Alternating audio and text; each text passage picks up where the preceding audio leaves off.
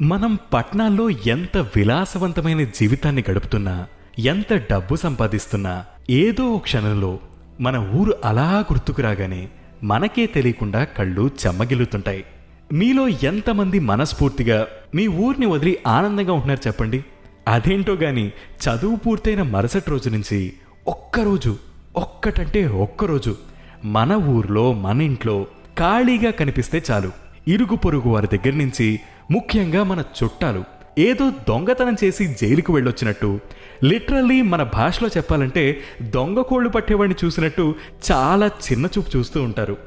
అదేంటో గాని ఎప్పుడూ మన ముఖం కూడా చూడని సొసైటీలోని పెద్ద మనుషులంతా అప్పుడే నిద్రలేస్తారు. మీ అబ్బాయిని అలా ఖాళీగా వదిలేకండి, పోనీ మా వాడు పెద్ద కంపెనీలో పనిచేస్తున్నాడు, వాడికి రికమెండ్ చేసి ఒక్కసారి మీ వాడితో మాట్లాడించమని చెప్తాను అంటూ ఆల్రెడీ భగ్గుమని రగులుతున్న అమ్మా నాన్న గుండెల్లో కిరసనాయిలు చల్లుతూ ఉంటారు. వాళ్ల ఫీలింగ్ ఏంటంటే ఏదో ఉచిత సలహాలు ఇస్తున్నామని బిల్డప్ ఇచ్చి పేరెంట్స్ దగ్గర మార్కులు కొట్టేయాలని. కానీ మన ఫీలింగ్స్ ఎవరు పట్టించుకుంటారు చెప్పండి? ఇంట్లో పేరెంట్స్ ఫోర్స్ వల్ల లేదా వాళ్ళు బాధపడతారనో మీలో ఎంతమంది మీ ఊరికి దూరంగా వచ్చి ఉద్యోగాలు చేస్తున్నారు చెప్పండి?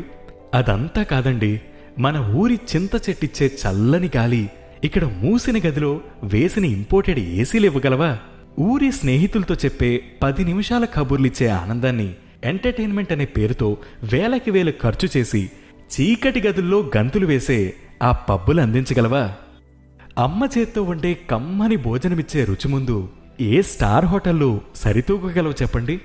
మన ఊరి ముఖద్వారం నుంచి పొలిమేర దాకా ప్రతి అణువు మనం దాచుకున్న ఎన్నో జ్ఞాపకాలని గుర్తు చేస్తూ ఉంటాయి. ఈ ఉద్యోగాలన్నీ మానేసి హాయిగా మా ఊర్లో ఓ చిన్న జాబ్ అయినా పర్లేదు, నేను చేసుకుంటానురా బాబు అని మీలో ఎన్నిసార్లు ఎంతమంది అనుకుని ఉంటారు?